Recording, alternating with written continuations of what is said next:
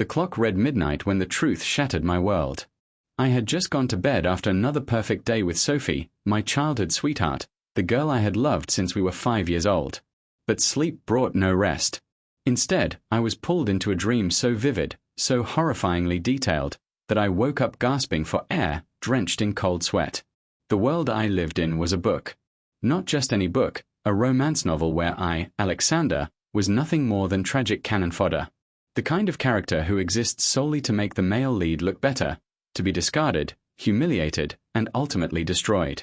The female lead was my Sophie, the love of my life.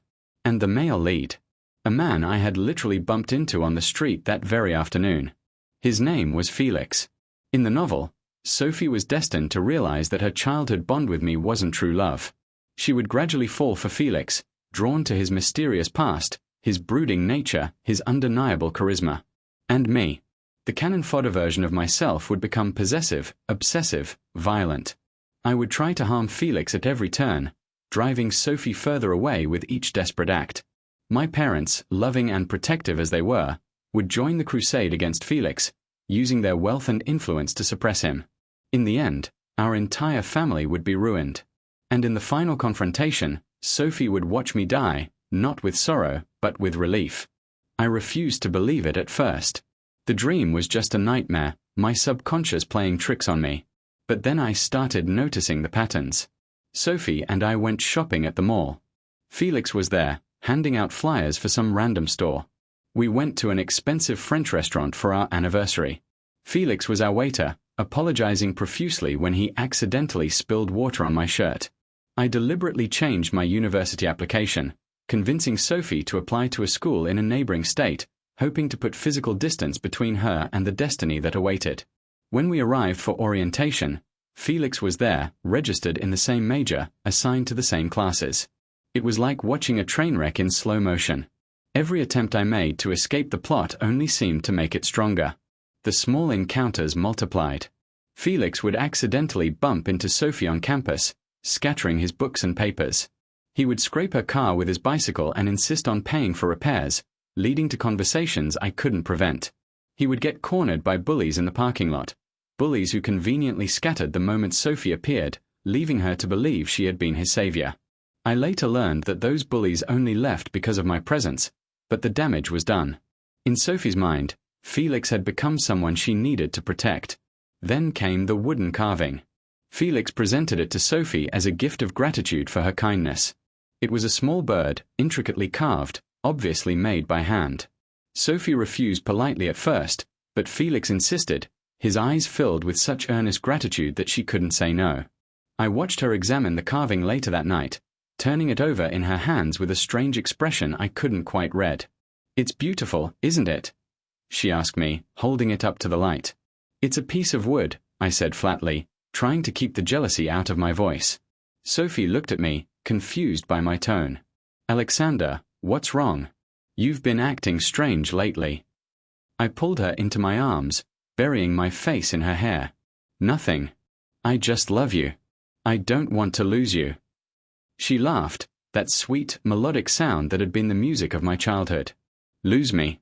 Alex, you're being silly. I'm not going anywhere." But in my dreams that night, I saw the future. Sophie and Felix, their first real conversation, the way her eyes would light up when he revealed his troubled past.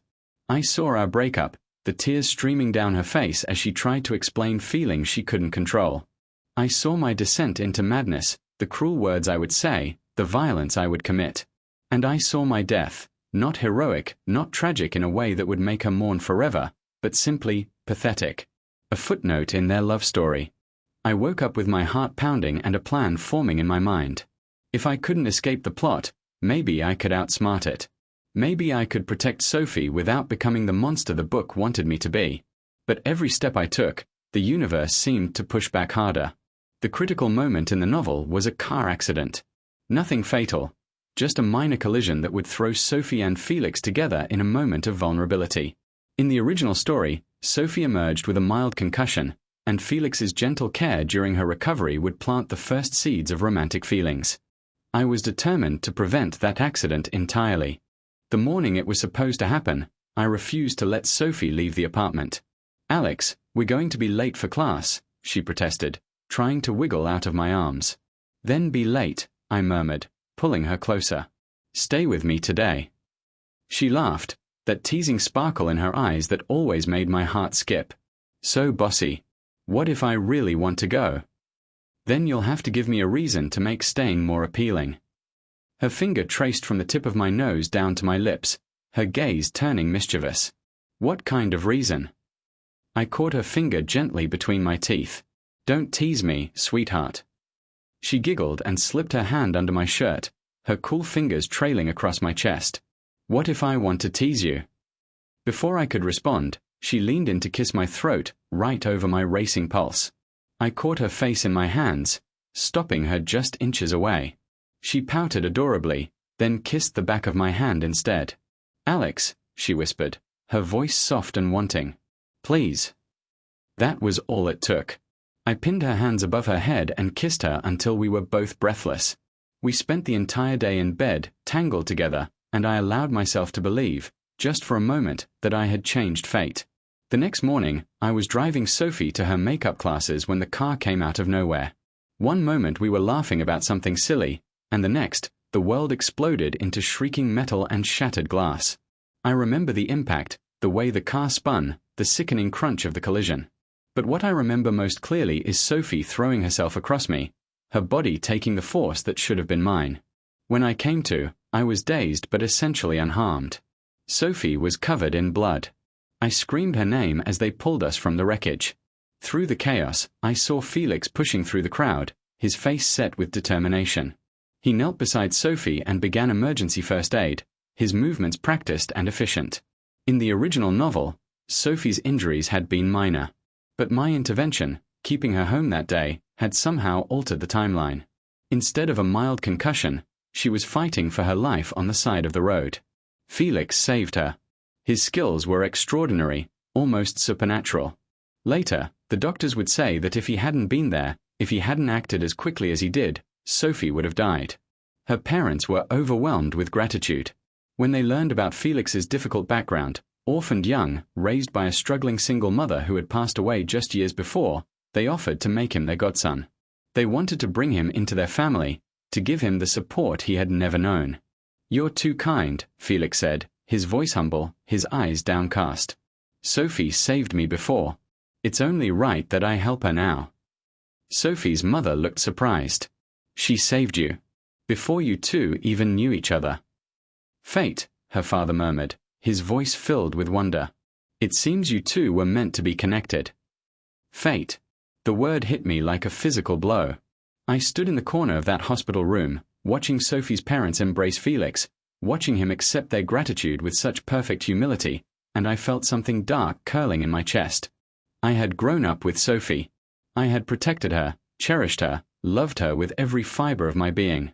And now this man, this stranger who had been inserted into our lives by some cosmic author's whim, was being welcomed into her family. I finally understood why the version of me in the book turned bad. No one could watch the treasure they cherished most in the world being slowly stolen away without feeling pain. Without feeling rage.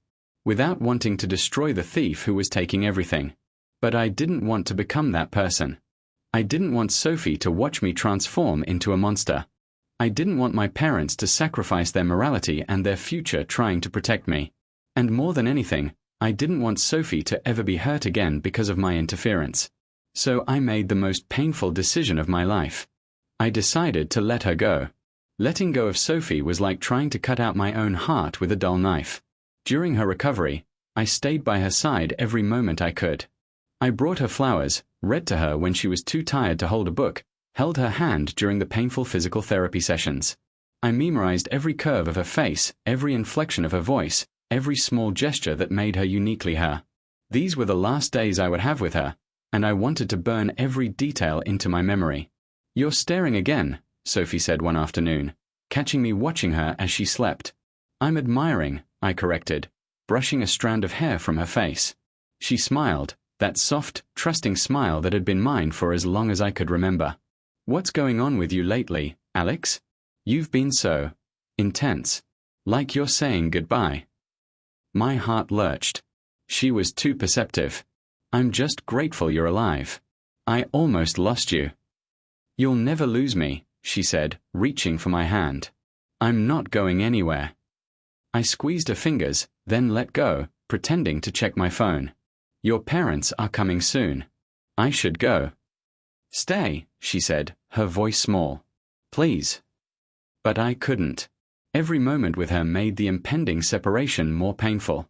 I needed to start creating distance, to prepare us both for what was coming. The weeks passed, and Sophie recovered. Her strength returned, her laughter came back, her light filled the room once more. And with every day, Felix became more entrenched in her life. He visited the hospital regularly, always bringing some small gift, a book he thought she might like, a plant for her windowsill, a handwritten note wishing her well. Sophie's parents doted on him. Even Sophie, I noticed, had started looking at him differently. Not with love, not yet, but with a growing warmth that I recognized all too well. I knew what came next in the novel. A business trip to Miami. A drug drink at a company party. A passionate night with Felix that would seal their bond. In the book, Sophie would wake up confused and conflicted, her feelings for me warring with the intense connection she had formed with Felix. But eventually, inevitably, she would choose him. I couldn't let that happen. Not because I wanted to keep her, I had already accepted that I couldn't. But because the thought of her being drugged, of her losing control of her own body, of her waking up to a situation she hadn't chosen, it made me sick. I didn't care if it was fated. I didn't care if it was written in some cosmic manuscript. Sophie deserved better than to have her first time stolen by drugs and destiny. When she told me about the business trip, I saw my opportunity. Come with me, she begged, packing her suitcase. We can make a vacation out of it. Just the two of us. I shook my head, forcing my voice to remain neutral. I can't. I have exams. Her face fell. Alex, please. I don't want to be alone. You won't be alone, I said, and the irony of my words tasted like ash in my mouth. You'll have your co-workers. You'll have fun. She crossed her arms, pouting in that way that usually made me give in to anything. You're being mean. I'm being practical. I kissed her forehead, my lips lingering against her skin. Go. Have a good time. I'll be here when you get back. But I knew I wouldn't be. Or rather, I would be, but everything would be different. The night she left, I had the dream again. The one that showed me the future. I watched helplessly as Sophie attended the company dinner, as someone slipped something into her drink, as she became disoriented and vulnerable. I watched Felix find her, his expression a mixture of concern and something else, something that made my blood boil. I watched him carry her to a hotel room, watched him lay her on the bed, watched her reach for him with drugged confusion. I woke up screaming. I don't remember booking the flight. I don't remember packing. I don't remember the drive to the airport or the hours in the air. All I remember was the desperate, consuming need to get to her before it was too late. By the time I reached the hotel, Felix was already carrying Sophie toward a room. He was drunk. I could smell the alcohol from across the hallway. Sophie was limp in his arms, her face flushed, her eyes unfocused. Everything after that happened in a blur. I knocked Felix unconscious. 1 punch, 2, 3, I don't remember how many. He crumpled to the ground, and I caught Sophie before she could fall. I should have taken her to the hospital. I knew I should have. But as I held her burning body against mine, as she moaned and pressed against me with instinctive need, the image of her covered in blood flashed through my mind. The last time I had tried to change fate, she had almost died. What if taking her to the hospital now somehow made things worse? What if the universe found another way to push her toward Felix? I couldn't risk it. I carried her into the room, locked the door, and laid her on the bed. She was so beautiful, even in this state, her golden hair spread across the pillow, her blue eyes hazy with desire, her lips parted and waiting. I took off my tie and gently blindfolded her, not because I wanted to hide from her, but because I couldn't bear the thought of her looking at me and seeing someone else. Alex, she whimpered, reaching for me. I feel so strange. I feel so hot. My heart cracked. She called my name even in her drugged state. Even now, when her mind was clouded by whatever poison had been put in her drink, she knew who she wanted. Sure, I whispered, undressing her with trembling hands. I'm here. I've got you. We had never gone all the way before. Sophie had wanted to, she had been pushing for it for months, but I had always held back, wanting to wait until she was older, until we were both ready. Now, in this hotel room, with fate breathing down our necks, I couldn't wait anymore. I couldn't let Felix have this. I couldn't let anyone else be her first. I was gentle at first, then less so as the drug made her more demanding. She wrapped her legs around me, pulling me closer, her nails raking down my back. She cried my name over and over, her voice broken with pleasure and confusion. And when it was over, when we both lay tangled together in the aftermath, I kissed the tears from her cheeks and made myself a promise. This was the last time. I would give her up now. I would let her go. I dressed quickly, my hands still shaking. I looked at Felix, still unconscious on the floor, and felt a surge of hatred so strong it frightened me.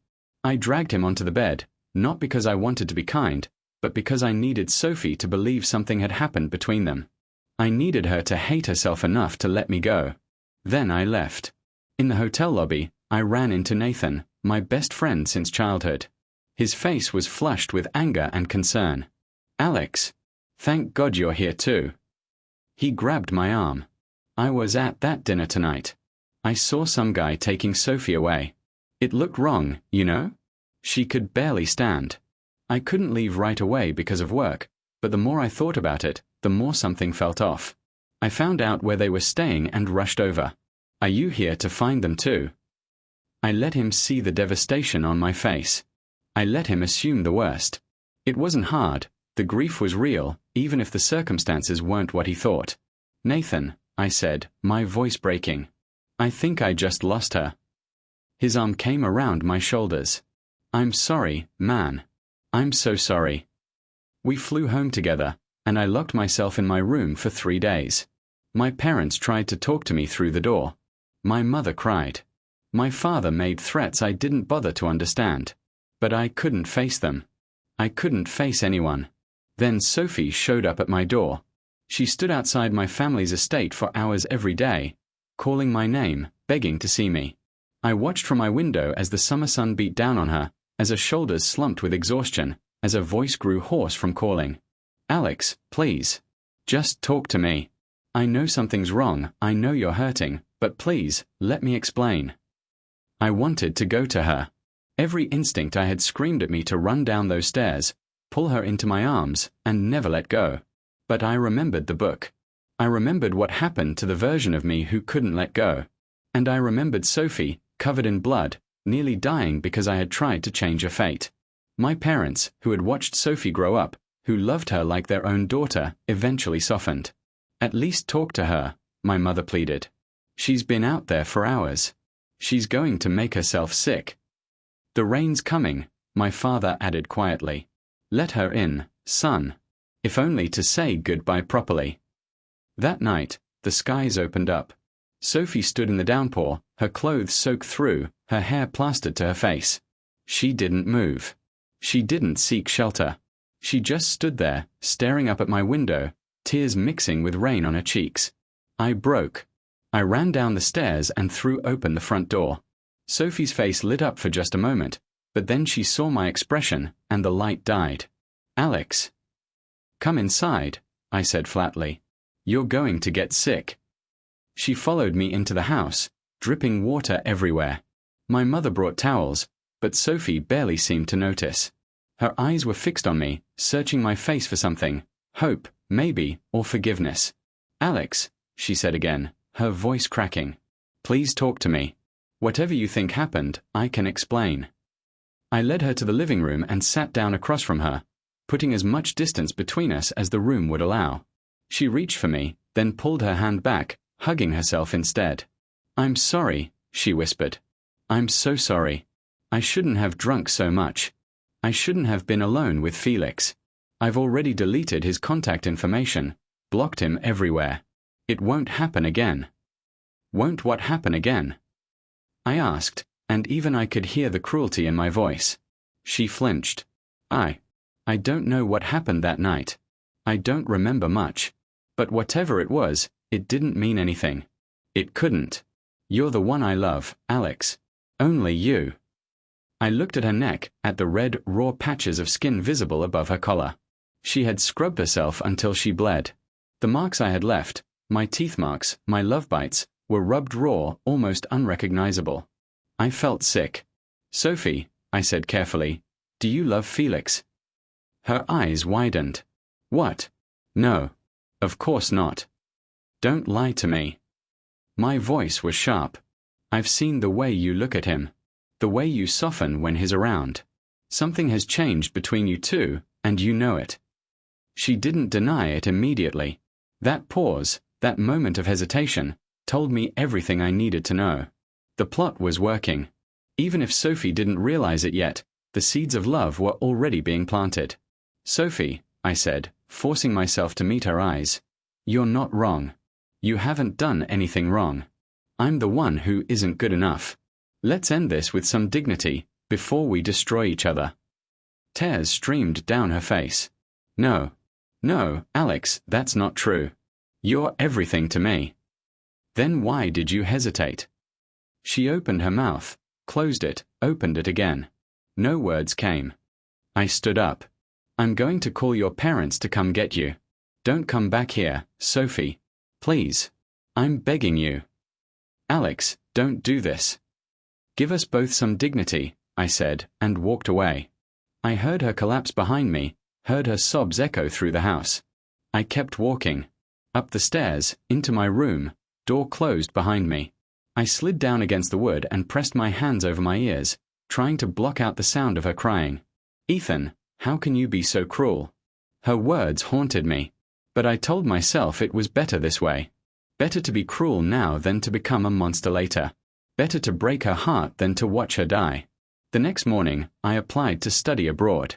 My parents, shocked by the sudden decision, tried to talk me out of it. But my father, after a long conversation I can't fully remember, eventually supported me. I think he saw something in my eyes that convinced him I wasn't running away, I was running toward something. A way to protect everyone I loved. I don't remember cutting my wrist. The doctor said it must have happened during one of my fugue states, when the grief and guilt became too much to bear.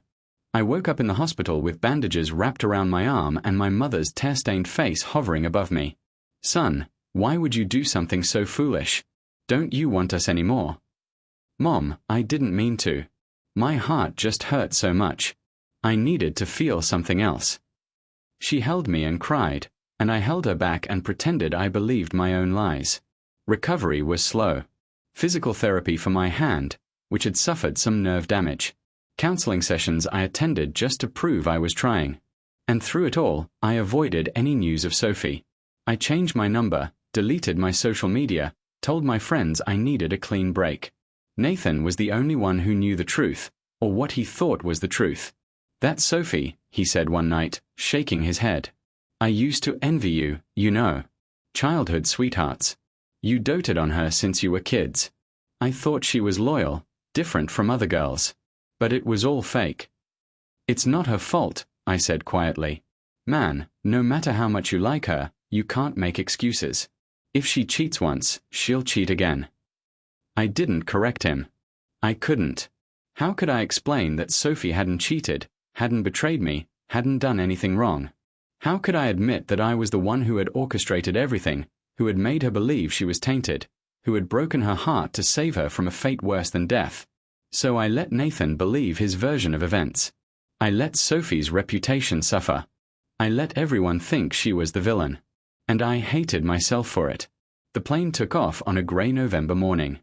I watched my city shrink beneath the clouds and told myself I was doing the right thing. 4 years. I would stay away for 4 years. By the time I returned, Sophie and Felix would be together, married, happy. The plot would have run its course. And I would be free. Or so I believed. 4 years passed in a blur of textbooks, sleepless nights, and the dull ache of missing Sophie. I threw myself into my studies, graduating at the top of my class, then threw myself into work, climbing the corporate ladder with single-minded determination. I dated occasionally, brief, meaningless relationships that went nowhere. No one could compare to her. No one ever would. My parents kept me updated on the bare minimum of news from home. The Miller family was doing well. Their business had expanded. Sophie had graduated with honors and joined the family company. And yes, Felix was still around, working closely with Sophie's father, practically a member of the family now. "When are you coming home?" my mother asked during every video call. "We miss you. She misses you." I always deflected. "Soon. I'm almost finished with my project." But I wasn't ready. Not yet. Not until I knew the plot had fully played out. The news came through Nathan, of all people. A casual text message, as if he were telling me about the weather. "Hey man, heard Sophie and Felix are getting married. Weddings in 3 months. Crazy, right?" My hand shook as I read the message. I felt like I had been punched in the chest and set free at the same time. It was over. The plot had won. Sophie would marry Felix, live her happily ever after, and I would finally be able to move on with my life. I booked a flight home for the following week. My parents were overjoyed to see me. My mother cried. My father gave me one of those back-breaking hugs that said everything words couldn't, and even our old dog seemed to remember me, wagging his tail so hard his whole body shook. "You look good, son," my father said, studying me over dinner. "Healthier. Stronger. I've been taking care of myself." "And your heart?" my mother asked gently. "Is it healed?" I thought about Sophie, about the wedding invitation I had already seen in my email, about the future that no longer included me. "It's getting there," I said honestly. The next order of business was inevitable. "We've found someone we'd like you to meet," my mother announced, sliding a photograph across the table. A beautiful woman with dark hair and a warm smile looked back at me. "Her name is Lauren. She comes from a good family, she's educated, kind, and she's been asking about you." "Mom, I just got back." "Just meet her," my father said. "No pressure. See if you click." I agreed, more to make them happy than out of any real interest. Lauren and I exchanged messages for a few weeks, and I had to admit, she seemed nice. Cheerful, humble, strikingly beautiful in an understated way. Not Sophie, no one could ever be Sophie, but a good person. Someone I could perhaps build a life with. We arranged to meet at the airport when I landed from a brief business trip. She would pick me up, we would have lunch, and we would see where things went. The day arrived, grey and overcast, the sky threatening rain. I collected my luggage and walked toward the arrivals gate, scanning the crowd for Lauren's face. There she was, standing exactly where she said she would be, holding a bouquet of flowers. She spotted me and broke into a smile, waving with her free hand. "Alexander, welcome back." I smiled and walked toward her. "Thank you. I like them very much." "Glad you like them." She fell into step beside me, and we headed for the elevators. And then I saw her. Sophie. She stood across the terminal, frozen mid-step, her eyes locked onto mine. She was so different from the girl I remembered, no longer soft and sweet like cotton candy, but sharp and capable, dressed in a crisp white suit, her golden hair pulled back in a severe bun. Her face, once so open and expressive, was cold as marble. But her eyes burned. My blood turned to ice. "Alexander, what's wrong?"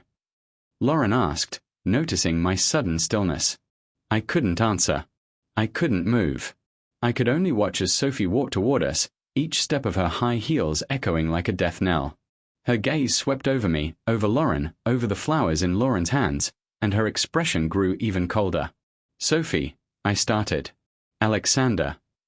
Her voice was flat, emotionless. "You're back." From behind her, a familiar voice called out. "Sophie, there you are. Did I keep you waiting?" Felix appeared, sliding an arm around Sophie's shoulders with practiced ease. He looked different too, more polished, more confident, his hair slicked back, his suit expensive. But his eyes, when they landed on me, held the same smug satisfaction I remembered. "Alexander," he said, pretending surprise. "I almost didn't recognize you. Long time no see." His gaze shifted to Lauren. "And this must be your girlfriend. You two look great together." He reached into his jacket and produced 2 wedding invitations, holding them out to me. "Sophie and I are getting married. You absolutely must come. Old classmates and all." I forced myself to take the invitations, forced my face into a neutral expression. "Congratulations. I'll be there." "Wonderful." Felix smiled, that perfect, practiced smile. We look forward to seeing you. From beginning to end, Sophie didn't say a single word. She just watched me, her blue eyes unreadable, her body stiff against Felix's casual embrace. When Lauren and I finally stepped into the elevator, when the doors began to close, Sophie's gaze finally broke, and in that final moment I saw something flicker across her face. Something that looked like hunger. The doors closed, and I exhaled shakily. Alexander, what was that about? Lauren asked, her brow furrowed with concern. Nothing, I lied. Just old history. But I couldn't shake the feeling that something was terribly, terribly wrong. Nathan organized a welcome-back gathering at a bar downtown, the kind of casual event where old friends could catch up without pressure. I agreed to go, thinking it would be good to reconnect with people I hadn't seen in years. You look good, man, Nathan said, clapping me on the back. Living abroad agrees with you. It's good to be home. The night started pleasantly enough. Drinks were poured, stories were exchanged, laughter filled the air. But as the alcohol loosened tongues, the conversation inevitably turned to the elephant in the room. So, Alex, one of our mutual friends said, leaning forward with obvious curiosity, be honest. Did you come back to crash the wedding? I nearly choked on my drink. What? No. Absolutely not. Come on, another friend chimed in. We all remember how you were with Sophie. You'd follow her around like a lost puppy. The rest of us didn't stand a chance. Those days are over, I said firmly. Sophie and I are in the past. Nathan snorted. Back then, I would have believed the world would end before I believed you two would break up. What exactly happened between you two? How did she fall for Felix? Was there a misunderstanding? Someone else asked. Or did that pretty boy Felix steal her from you? The questions came one after another, and each one was a small knife in my chest. They recounted stories of how good I had been to Sophie, how we had been inseparable since kindergarten, how I had spoiled her rotten. Other kids were encouraged to eat on their own, but not Sophie. I fed her, gave her milk, put her down for naps.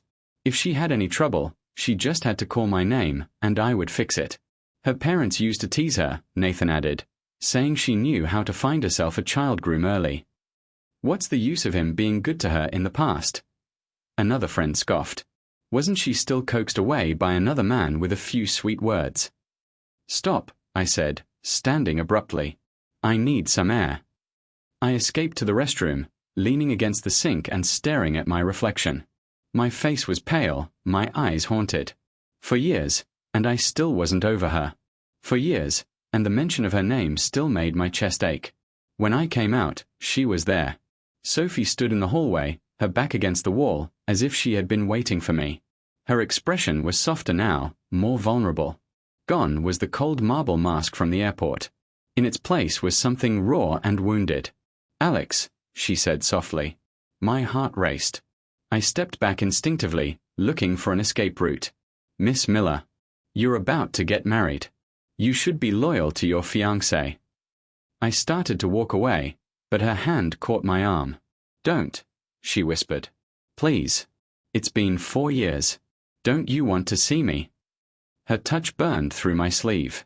I stood frozen, caught between the desperate need to run and the desperate need to stay.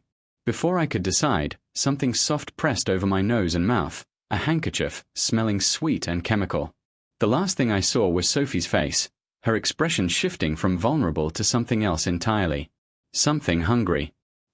I woke up tied to a bed. The room was blindingly white. White walls, white ceiling, white sheets. No windows.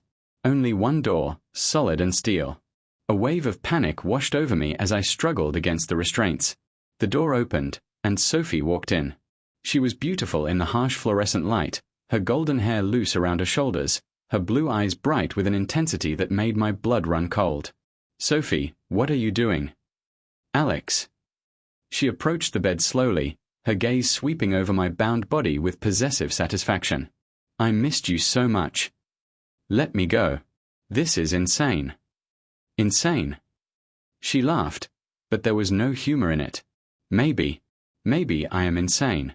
Do you know what you did to me, Alex? Do you have any idea? She climbed onto the bed, straddling my hips, her hands pressing against my chest. You left me. You broke up with me in the cruelest way possible. You made me believe I was dirty, tainted, unwanted. And then you disappeared for 4 years. Sophie. 4 years, she repeated, her voice cracking. Do you know how many times I scrubbed my skin raw? How many showers I took, trying to wash away a sin I didn't even remember committing? Do you know what it's like to hate your own body, to feel disgust every time you look in the mirror, because the person you love most in the world told you that you were ruined? Tears streamed down her face, but her eyes remained fixed on mine, burning with pain and anger and something else, something darker. I'm sorry, I whispered. I'm so sorry. Sorry isn't enough. She leaned down, her face inches from mine. You owe me, Alex. You owe me for every night I cried myself to sleep. You owe me for every birthday you missed, every holiday I spent alone, every time I saw a couple holding hands and felt my heart shatter. What do you want from me? She smiled, and it was the most terrifying thing I had ever seen. Everything. The days that followed blurred together. Sophie kept me in that white room, bringing me food, changing my restraints, speaking to me in that soft, obsessive voice that made my skin crawl. She touched me constantly, brushing my hair from my forehead, tracing patterns on my chest, kissing my knuckles with reverent tenderness. I've been preparing for this, she told me one night, lying beside me on the too-small bed. The wedding, I mean. I've been planning it for months. Your wedding to Felix. Her face twisted with disgust. Felix. Don't say his name. He means nothing to me. But you're marrying him. I was going to, she corrected, her fingers trailing down my arm. On the day of the wedding, I was going to stand at the altar, look at Felix, and say no. I was going to come find you and ask you to marry me instead. I stared at her. What? She smiled, pleased by my shock. I had it all planned out. I knew you were coming home. I had someone watching the airport, waiting for your flight. I was going to propose to you on the same day I was supposed to marry him. A declaration. A promise. A new beginning. But instead, you kidnapped me. Instead, she agreed, you came back early. You showed up at the airport with that woman. With her flowers and her smiles and her perfect little hands all over you. Her grip tightened on my arm. I couldn't let that happen. I couldn't let someone else take you. Sophie, this isn't healthy. You need help. I need you, she said fiercely. Only you. Forever. I discovered the basement on my 3rd week of captivity. Sophie had relaxed her security over time, allowing me to move freely around the house as long as I didn't try to leave. She trusted me, or perhaps she simply enjoyed the illusion of normalcy. Either way, I took advantage of her trust to explore. The basement door was hidden behind a bookshelf, protected by a keypad lock. I tried Sophie's birthday, my birthday, our anniversary, none worked. On a whim, I tried the date of our breakup. The door clicked open. What I found downstairs made my blood run cold. A reclining chair with leather restraints. Electroshock devices. Rows of medications with unfamiliar names. Medical equipment I couldn't identify. This wasn't a dungeon, it was a treatment facility. A place where Sophie had been trying to fix something. But fix what? I searched through her files, hoping for answers. What I found instead was a journal, its pages filled with Sophie's handwriting. Day 127. The memories are getting worse. I keep seeing things that never happened. Felix and me, laughing together, kissing, saying I love you. I know they're not real. I know they're not real. But they feel real. They feel more real than my actual memories with Alex. It's like someone else's life has been stuffed into my head. Day 203. I tried the new medication today. It made the memories quieter, but not gone. The doctor says I need to be patient, that healing takes time. But how can I heal when the memories keep growing? When every day I wake up with new images of a life I never lived. Day 341. I hate him. I hate Felix. I hate the version of me that loves him in my head. I hate that no matter how much I scrub, I can still feel his imaginary hands on my skin. Alex was right to leave me. I am dirty. I am broken. I am wrong. I closed the journal, my hand shaking. Sophie wasn't crazy. She was being haunted, by the plot, by the book, by whatever force had decided that she belonged to Felix. Her mind had been invaded by memories that weren't hers, feelings that weren't hers, a love that had been implanted like a parasite. And I had abandoned her to face it alone. The wedding day arrived with grey skies and a threat of rain. Sophie woke me early, her face soft with nervous excitement. "Today's the day," she said, tracing the line of my jaw. "Today's the day you marry Felix," I said flatly. "No." She shook her head, her golden hair spilling across her shoulders. "Today's the day I choose you." I didn't understand what she meant until later, when she led me to a closet and told me to dress in the suit that was waiting there. Black, expensive, perfectly tailored. A groom's suit. "You're not serious," I said. "I've never been more serious in my life." She kissed me hard, then pulled away, her eyes bright. "The wedding is at noon. Be there, Alex. Be there and take what's yours." She left before I could argue, before I could tell her that this was insane, that crashing her wedding to Felix would cause a scandal, that her parents would never forgive her. The door locked behind her, and I was left alone with my thoughts and a suit that felt like a costume. I could have escaped. The basement files had included floor plans, security codes, escape routes. I could have walked out that door, disappeared again, let Sophie marry Felix and live the life the plot had chosen for her. But I was done running. The wedding venue was a greenhouse, glass walls fogged with condensation, flowers everywhere in shades of white and pink. Guests filled the wooden pews, dressed in their Sunday best, murmuring with excitement. Sophie's parents sat in the front row, beaming with pride. And at the altar, waiting, stood Felix. He looked perfect, handsome, confident, every inch the male lead. But I noticed the tension in his shoulders, the way his eyes kept darting toward the entrance, the slight tremor in his hands when he straightened his tie. He knew something was wrong. He just didn't know what. The music began, the traditional wedding march, slow and solemn. The guests turned to watch the bride's entrance. Sophie stood at the end of the aisle, a vision in white. Her dress was simple and elegant, lace and silk that hugged her curves and flowed behind her like water. Her veil covered her face, but I could see her eyes beneath it, scanning the crowd. Searching for me. I stepped out from behind a pillar, and her face lit up.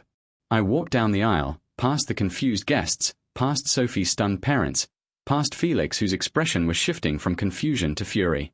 I stopped in front of Sophie and held out my hand. "Sweetheart," I said, loud enough for everyone to hear, "I'm here to crash the wedding. Will you come with me?" Sophie lifted her veil, revealing a smile so bright it hurt to look at. "With pleasure." She took my hand, and we ran. Behind us, Felix's voice rose in desperation. "Sophie, look at me. You love me. You're supposed to marry me." Sophie didn't look back. Neither did I. The fallout was immediate and chaotic. Sophie's parents, who had been so supportive of Felix just hours before, suddenly seemed to wake from a trance. They looked at each other with bewildered expressions, unable to explain why they had pushed their daughter toward a man she clearly didn't love. "I don't understand," Sophie's mother said later, tears streaming down her face. "Felix was like a son to us. We trusted him. We thought he was perfect for Sophie. But now, I can't remember why. It's like I was dreaming." "It was hypnosis," I explained quietly, showing them the files I had taken from the basement. "Not exactly, but something similar. A kind of influence that altered your perceptions, your decisions. Felix has been manipulating everyone for years." Manipulating. Sophie's father's face darkened. "Are you telling me that boy hypnotized us?" "He had help," I said, thinking of the system Felix had mentioned in his ravings. "But yes, he's been controlling the narrative from the beginning." They believed me, eventually. The evidence was too compelling to ignore. And Sophie, when she finally told them the truth about the memories in her head, the false memories of loving Felix, of being intimate with him, of choosing him over me, they held her and cried and promised to get her the help she needed. But Felix wasn't done. He found me 3 days later, in the parking garage beneath my apartment building. "Alexander." His voice echoed off the concrete walls. "We need to talk." I turned to face him, my keys clutched in my hand like a weapon. He looked terrible, his hair disheveled, his eyes wild, his expensive suit wrinkled and stained. "There's nothing to talk about," I said. "You lost." Lost. He laughed, and the sound was manic, unhinged. I'm the male lead. I don't lose. The story isn't supposed to end this way. Then maybe you should have let Sophie choose for herself. Maybe you should have trusted that if you were really meant to be together, you wouldn't need hypnosis or manipulation or drugs. His face contorted with rage. You don't understand. I've tried everything. In the first timeline, I was the childhood sweetheart. I loved her, I protected her, I did everything right, and she still chose you. A supporting character. Someone who wasn't even supposed to matter. First timeline. I've lived this twice, he spat. The first time, I was you. I was the one who grew up with Sophie, who fed her and held her and loved her. And she threw me away for a poor boy with a tragic past, you. So I restarted. I took your identity, your history, your place. I did everything exactly the way you did. And she still chose you. You can't force someone to love you. I can, he said, pulling something from his pocket, a small device, flashing with red light. The system gives me power. The system gives me control. And the system says that Sophie belongs to me. He pressed a button on the device, and suddenly my head was filled with screaming. Not external sound, but internal, a pressure building behind my eyes, a voice whispering in my ear. Sophie loves Felix. Sophie belongs to Felix. Sophie will marry Felix. I fell to my knees, clutching my head. The voice was relentless, pounding against my skull, trying to rewrite my thoughts, my memories, my heart. But I had something Felix didn't. I had Sophie's love, real love, freely given, earned through years of devotion and trust. The system could try to overwrite that, but it couldn't erase it completely. And as the voice screamed in my head, I held onto the image of Sophie's smile, the sound of her laughter, the warmth of her body against mine. No, I thought fiercely. She's mine. And I'm hers. And no amount of manipulation will ever change that. The device in Felix's hand sparked and died. He stared at it in horror, pressing buttons frantically, but the red light was gone. The system was gone. No, he whispered. No, no, no. The door to the parking garage burst open, and Sophie ran toward me, Nathan close behind her. She dropped to her knees beside me, her hands cupping my face, her eyes wild with fear. Alex, Alex, are you okay? What did he do to you? I'm fine, I managed, though my head was still throbbing. I'm fine, sweetheart. Nathan grabbed Felix by the collar, slamming him against a concrete pillar. You piece of shit. You've been messing with people's heads this whole time. Felix didn't answer. He was staring at nothing, his face slack, his lips moving soundlessly. The system had abandoned him, and without it, he was nothing. Just a man who had tried to steal someone else's life and failed. The police came. Felix was arrested, though the charges were difficult to explain. Hypnotic manipulation wasn't exactly covered by standard law. But Sophie's parents had money and influence, and they made sure Felix would never bother us again. 3 months later, Sophie proposed to me. We were sitting on the rooftop of our new apartment, watching the sunset paint the sky in shades of orange and pink. She had been quiet all day, nervous in a way I hadn't seen since before the wedding that never happened. Alex, she said, turning to face me. Her hands were trembling. I know we've been through a lot. I know I'm not. I'm not the same person I was before. The memories are still there, sometimes. The false ones. They whisper to me at night, telling me I should have chosen Felix, telling me I'm wrong to love you. My heart clenched. Sophie. But I know the truth, she continued, her voice growing stronger. I know that every real memory I have, every happy moment, every tear, every laugh, it's all with you. You're my home, Alex. You've always been my home. She reached into her pocket and pulled out a small velvet box. Inside was a simple gold band, engraved with words I couldn't read from this distance. Alexander, she said, her eyes bright with tears, will you marry me? I pulled her into my arms and kissed her until we were both breathless. Yes, I said against her lips. 1,000 times yes. Nathan, predictably, was furious when he found out. You're marrying her. He threw his hands in the air. The woman who cheated on you. Who broke your heart. Who made you leave the country for 4 years. She never cheated, I said calmly. That's what I've been trying to tell you. And so I told him everything: the book, the plot, Felix's manipulation, Sophie's false memories. I told him about the hotel room in Miami, about how I had been the one to take her, about how I had let her believe she was dirty so she would let me go. By the time I finished, Nathan's face had gone through approximately 17 different expressions, finally settling on homicidal. Let me get this straight, he said slowly. You drugged Sophie. No, someone else drugged her. You slept with her while she was drugged. I didn't. She was already drugged. I didn't want Felix to. And then you gaslit her into thinking she'd been unfaithful. It sounds bad when you put it like that. Nathan stared at me for a long moment, then picked up a pillow and started hitting me with it. You idiot. You absolute moron. You could have just talked to her. You could have told her the truth. But instead, you traumatized her for 4 years and then ran away. I was trying to protect her. From what? Her own feelings. You don't get to decide what Sophie feels, Alex. You don't get to make choices for her and call it protection. That's not love. That's control. His words hit me like a physical blow. I had been so focused on avoiding the plot, on preventing the terrible future I had seen in my dreams, that I had become exactly what I was trying to escape. I had manipulated Sophie, controlled her, taken away her choices and her agency. I had hurt her more than Felix ever could. You're right, I said quietly. I was wrong. I should have trusted her. I should have trusted us. Nathan sighed, running a hand through his hair. Yeah, well, what's done is done. Just don't do anything else stupid, okay? And for the record, Sophie posted your wedding announcement on social media. Caption says Alexander, mine with a ring emoji, and me, Alexander's with another ring emoji. She's claiming her territory. I laughed despite myself. She always did know how to make a statement.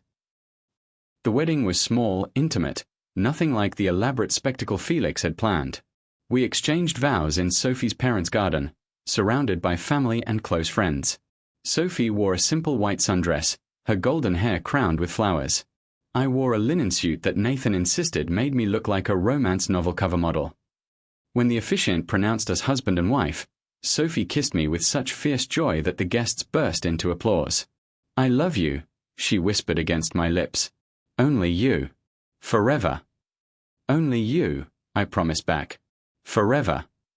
That night, as we lay tangled together in the darkness, Sophie traced the lines of my face with her fingertips. The memories are still there, she said softly. Sometimes I dream about Felix. About a life with him. It feels so real. My arms tightened around her. I'm sorry. I'm sorry I left you to fight that alone. You're here now. She pressed a kiss to my chest. That's what matters. Sophie. I tilted her chin up, forcing her to meet my eyes. I'm going to spend the rest of my life making this up to you. Every day, I'm going to show you that you're loved, that you're wanted, that you're not broken or dirty or wrong. You're my wife. My partner. My home. Her eyes filled with tears. Alex. I love you, I said. Only you. Forever. She smiled, and in the moonlight, she was the most beautiful thing I had ever seen. I love you too, she whispered. Now stop talking and kiss me. I was happy to oblige. Epilogue. 5 years later, our daughter asked me a question. Daddy, how did you and Mommy fall in love? Sophie and I exchanged a look, a long, complicated look that contained multitudes. How could we possibly explain the truth to a 6-year-old? The book, the plot, the manipulation, the kidnapping, the years of pain and healing? We grew up together, I said finally, pulling my daughter onto my lap. I knew Mommy since we were both very small, and I loved her from the very first moment I saw her. Daddy's being romantic, Sophie said, sitting down beside us. The truth is, we've been through a lot together, good things and bad things. And through all of it, we never stopped choosing each other. Choosing each other, our daughter repeated. Sophie nodded, taking my hand. Love isn't something that just happens to you. It's a choice you make every single day. And your daddy and I have chosen each other every day for a very long time. Even when you were fighting. Especially when we were fighting. Our daughter seemed to consider this. So when I grow up, I should find someone who chooses me. I kissed the top of her head. That's exactly what you should do. She smiled, satisfied with this answer, and wiggled off my lap to go play with her toys. Sophie leaned against my shoulder, her warmth seeping into my bones. You know, she murmured, I never thought we would get here. After everything that happened. I wasn't sure I deserved a happy ending. No one deserves anything, I said. Happy endings aren't awarded based on merit. They're built, piece by piece, day by day. And we built this, Sophie. Together. She tilted her head up, her blue eyes shining. Together, she agreed. And in the golden afternoon light, surrounded by the life we had created, I finally let go of the last of my guilt. The plot was broken. The book was closed. The only story that mattered now was the one we wrote ourselves. Together. Forever. Only us.